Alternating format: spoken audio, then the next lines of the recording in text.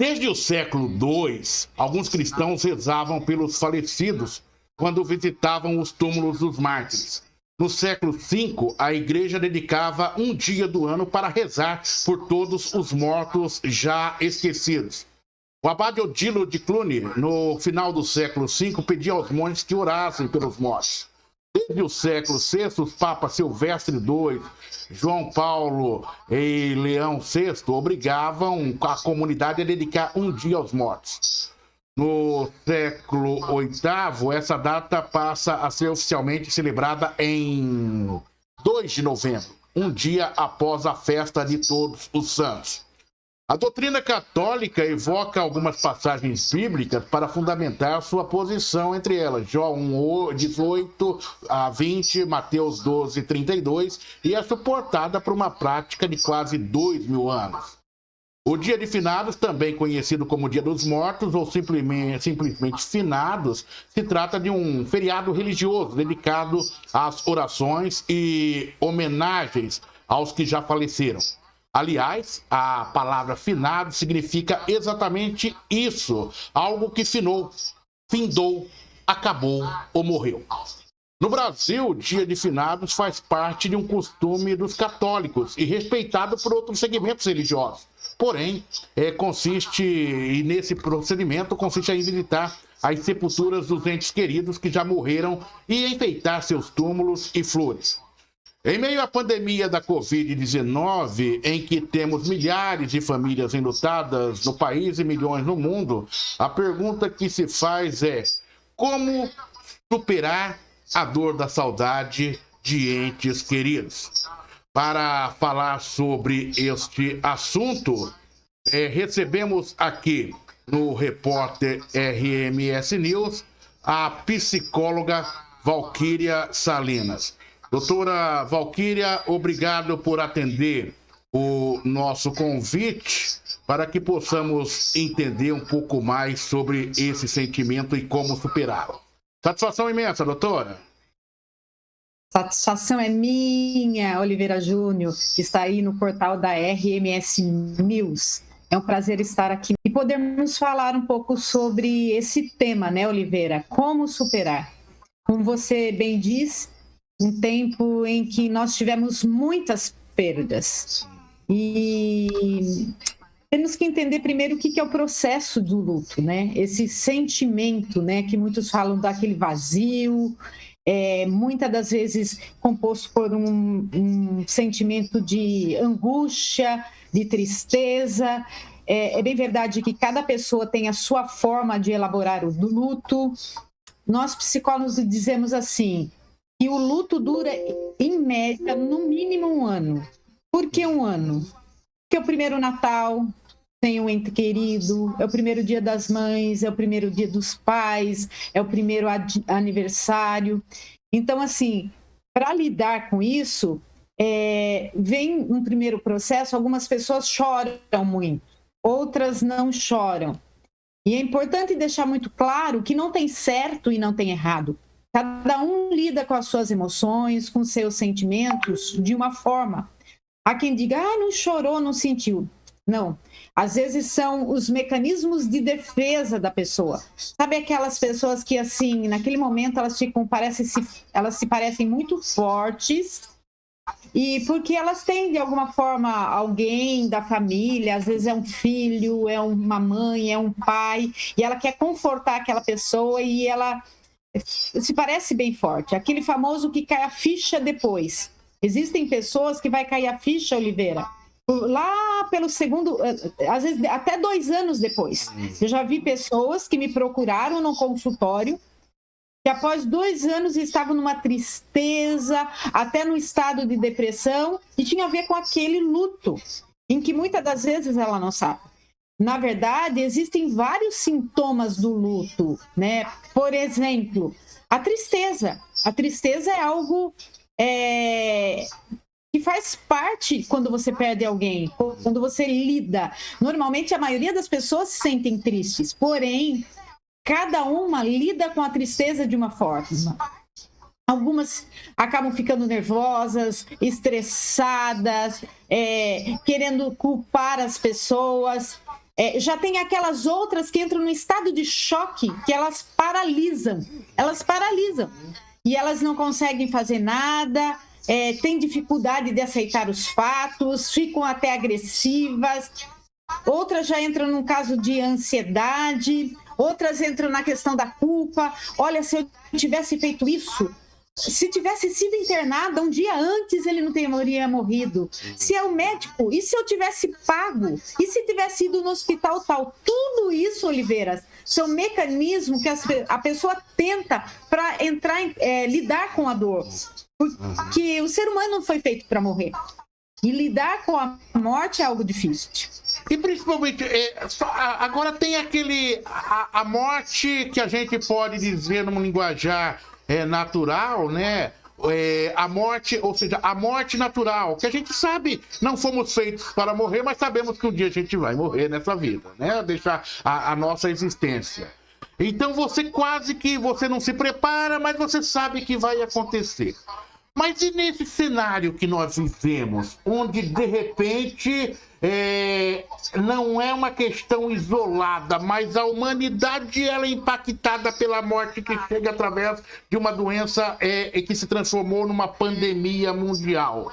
Num primeiro momento a sensação parece lá no início que a gente até quis acostumar com a morte.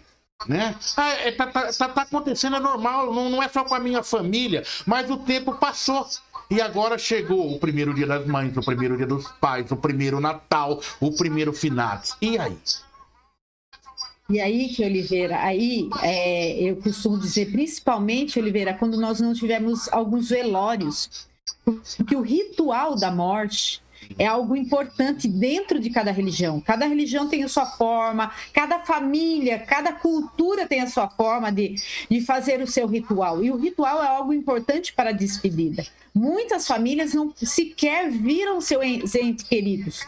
Então, é um processo de uma morte mais dolorosa, vamos dizer, de um luto mais complicado, de um luto mais patológico quase que pode entrar algumas pessoas. E aí onde eu digo que até 2 anos, às vezes, após a morte, muitas pessoas estão adoecendo agora. Tem muitas pessoas com crise de pânico, com ansiedade, porque elas são tomadas pelo medo. Naquele momento, algo foi tão forte, tão intenso, que a pessoa buscou todas as suas energias, tudo para tentar superar, porque nós estávamos num cenário de guerra, em que, assim, meu pai morreu, não sei quem morreu, que duro, que tristeza, mal se chorava por algumas famílias, estava chorando por outro.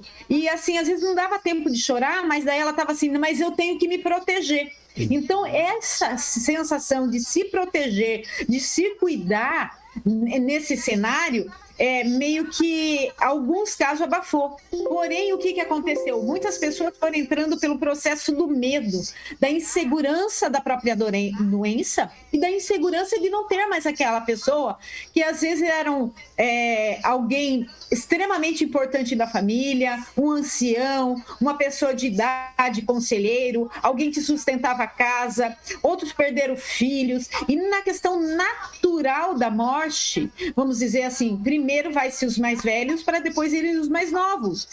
E nesse cenário foi totalmente contrário, porque não teve idade, não teve classe social, não tinha uma doença estabelecida. Teve pessoas que superaram câncer e depois morreram. Tem pessoas que superaram cirurgias cardíacas, tantas doenças difíceis, trataram, venceram, e o Covid veio e fez assim, levou. Quando as pessoas estavam, de certa forma, vamos dizer assim, mais tranquilas frente à doença do seu ente querido. Então, assim, algumas pessoas começaram a ter sintomas pós-morte dos entes queridos, palpitação, síndrome do pânico, crises de ansiedade. Outros começaram a ficar com a imunidade reduzida, outros começaram a adoecer, e não só as doenças físicas, mas principalmente, Oliveira, o quanto os consultórios de psicologia estão lotados pela questão. Então, assim, aceitar a morte, entender que independente de uma pandemia ou outra, todos nós um dia vamos morrer. É difícil? mas é uma certeza que todo ser humano tem, embora nós não estejamos preparados. Então, assim, no primeiro momento, muitas pessoas negam. Não morreu, entraram em negação, parece que foi viajar. A gente perdeu muita gente. Eu tenho amigos que eu falo, tem hora que eu paro, falo, meu Deus, ele morreu. Esse dia eu fui para alguns eventos que começaram a abrir palestras e eu perdi pessoas queridas, amigos queridos. E aí eu falei, meu Deus, a pessoa realmente não está. E aí bate aquela tristeza, aquele sentimento. Então, assim, cada um lida de uma forma. Tem pessoas que vão lidar com a raiva, mas por que isso? Aí vão querer culpar o presidente, vão querer culpar o médico, vão querer culpar a cidade, vão querer culpar, porque a morte chegou. Então, assim, é importante entendermos que a morte vem na hora que é para servir, para ela vir. Que o ser humano não tem controle sobre a morte. Exato. Doutora Valquíria, entretanto, uma coisa é nós lidarmos com o nosso sentimento, né? Ok, então a gente vai construindo dentro dessa sua colocação, a gente vai construindo aí uma autodefesa, se é a expressão correta que eu posso usar.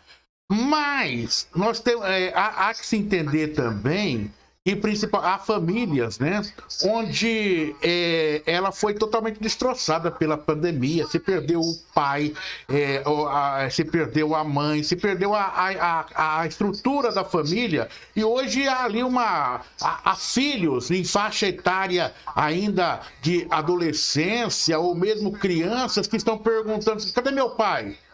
Cadê a minha mãe? Né? Como lidar com esse cenário, aqueles que ficaram responsáveis ou detentores desta responsabilidade com o sentimento do outro, principalmente alguém em fase de formação? Então, na verdade, né, Oliveira, a questão é como que eu falo para essa criança? Como que eu falo com esse adolescente? Muitas famílias têm o hábito de querer negar. Famílias, ou aquele ente querido, ele acredita que se ele negar, se ele não falar no assunto, vai doer menos. Só que essa é uma questão muito equivocada. É importante dar possibilidade para as crianças falarem. Eu atendo no consultório pais que, assim, crianças que não falavam nada, que os pais não falavam nada, assim, seu pai foi viajar, que viagem é essa que não volta? Então, assim, poder dizer a verdade na idade adequada para a criança, explicar, olha, o seu pai faleceu, a sua mãe faleceu, não teremos mais, mas poder falar de todas as coisas boas, não negar o sentimento, dar o sentimento do luto, falar para a criança, olha, mamãe está sofrendo, se tem vontade de chorar, chora. Falar com a criança se ela tem vontade de chorar, perguntar sobre o sentimento, o que ela sente, porque isso é necessário. Seja com criança ou seja com adolescente. Se ele falar, estou com raiva, entendo a sua raiva, olha, eu entendo, imagino a sua dor, porque a gente falar que sabe da dor do outro é uma mentira também. Eu posso dizer, olha, eu entendo a sua dor, eu sinto uma dor também, mas eu imagino que você esteja sofrendo muito, imagino que tenha sido muito difícil. Como que está para você? Falar desse assunto é importante e é necessário para a elaboração do luto. Então, é importante que quem ficou se aproxime, tente dar um norte para a família, mostrar que não é porque aquela pessoa morreu que a criança ou adolescente não vai poder viver mais. Mostrar que ele está vivo e que quem ficou tem uma missão nessa terra. E essa missão é importante que seja cumprida. Sair, estar em família, se relacionarem juntos, porque estando junto com as outras pessoas, a questão do afeto, a questão do carinho, isso vai fazer com que a outra pessoa pense, morreu aquela pessoa, mas eu não morri. Agora, tem pessoas que entram num luto patológico tão doente que elas querem o outro eternamente para ela. Então, é importante dizer que ela também pode caminhar sozinha, que ela também não depende do outro para viver, que aquela pessoa que morreu que ela foi importante, e aí começa a entrar num processo vamos dizer assim, de respeitar a dor do outro. Um quer tirar as coisas, o outro não quer. É importante que se respeite. Tem pessoas que querem ficar com todas as fotos, tem pessoa que não quer ver ninguém. Que cada um respeite o outro dentro do seu espaço. E talvez você me pergunte, poxa, mas e numa casa onde uma pessoa não suporta ver a foto do ente querido e a outra quer ver toda hora? Como lidar com isso? É importante que, de repente, se é uma pessoa, que ela coloque no quarto dela se ela quer ver. Que não obrigue as outras pessoas da casa. Que haja um consenso, que um respeite a dor e a forma do luto do outro. E eu acho que o segredo está, assim, em poder respeitar como o outro elabora o luto. E se não consegue, procurar uma ajuda profissional, um especialista, um psicólogo. Há casos, inclusive, que precisa até de uma medicação no primeiro momento. E em casos que não, que você trabalhando o luto. Acontece muito a questão da culpa, Oliveira. Por que eu não tive no último dia? Por que eu não fui na festa que ele me convidou? Como que se isso fosse, é importante que isso seja esclarecido. Não é porque você não esteve, não pôde visitar, não teve com aquela pessoa querida, que você tem que se sentir culpado. Você não foi porque não foi possível. Infelizmente, o tempo chegou para aquela pessoa. E entender que a vida está aqui e que nós podemos viver sim. E temos que viver cada dia. Viver o dia de hoje. Porque o dia do amanhã ninguém sabe. Nem dúvida. A religião, até que ponto ela é importante nesse momento? Olha, Oliveira, a religião, ela traz um alento, né? A religião, ela traz, principalmente as pessoas que acreditam que tem uma vida eterna, que a pessoa passa dessa, vamos dizer, dessa vida aqui terrena para uma outra vida espiritual, para uma nova passagem. Cada religião elabora de uma forma, porém é muito importante, porque a religião fazer os cultos, irem por exemplo, tem pessoas que fazem culto, que fazem rezas, cada um faz o seu tipo de ritual. Tem pessoas, Oliveira, por exemplo, tem culturas que se comemora comendo, porque para eles a pessoa passou dessa dimensão para uma outra dimensão, então ela foi promovida. Então essas pessoas, principalmente os orientais, eles lidam de forma melhor com a morte. O cristão lida de uma forma também boa, entre aspas, sente a dor, sofre com a ausência, com a separação, porém eles acreditam que a pessoa, um dia esse corpo será transformado num novo corpo e as pessoas ressuscitarão, e isso faz com que a pessoa queira ter uma vida correta nessa terra para um dia se encontrar com o seu ente querido. Então, assim, os rituais, inclusive dentro dos hospitais, Oliveira, tem pessoas que precisam, dentro da religião, que permita a extrema unção. Tem pessoa que tem religião que antes do corpo ser preparado para ir para um outro, alguém da religião precisa ir lá e fazer um passe. Então, assim, cada um tem a sua forma de lidar. Agora, a religião em si, ela contribui com os rituais dentro da fé da pessoa, porque faz com que a pessoa se acalme, né? E creia num Deus, em algo superior. A ciência, a psicologia, que é a sua área, qual a importância dela nesse contexto? Superar a dor da saudade.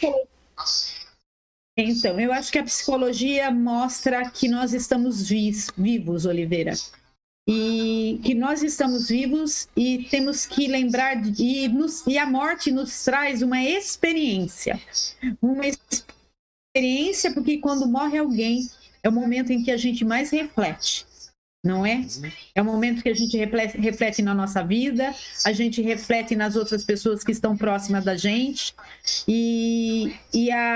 através dessa reflexão pode nos fazer com que nós nos tornemos pessoas melhores, com que nós possamos viver uma vida melhor aqui nessa terra, sermos mais generosos, nos preocuparmos mais com o outro, e a psicologia vê como passos, estágios da vida, né?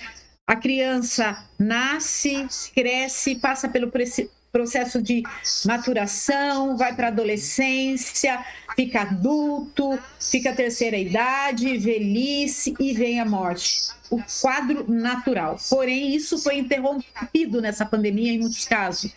Porém, entendemos que há um processo para cada um tem o seu tempo, e que entender que a pessoa que foi, o que ela nos deixou de bom? Olharmos para as coisas boas. Porque quando a gente olha para o legado, eu já perdi meu pai, uma pessoa que eu amava de paixão. Chorei, sofri, tive um momento em que eu não queria ficar olhando para as fotos, o que me fazia doer muito. Hoje, quando eu falo dele, eu sinto a saudade. A saudade substituiu a dor. A saudade, as coisas boas que ele me fez, substitui a sua ausência. Lógico que a ausência dele, ele me faz falta. Tem momentos que você fala, eu gostaria. Mas o que ele me ensinou? O que ele deixou de bom para mim? E é isso que nós temos que fazer com o luto. Porque quando a gente olha para aquela pessoa, o que ela nos deixou de bom, o que eu posso seguir como exemplo? Qual é o legado que aquela pessoa me deixou? Seja uma criança, seja um adulto, seja um jovem. Às vezes as crianças nos ensinam. Como que ela lidava com a vida? Com alegria?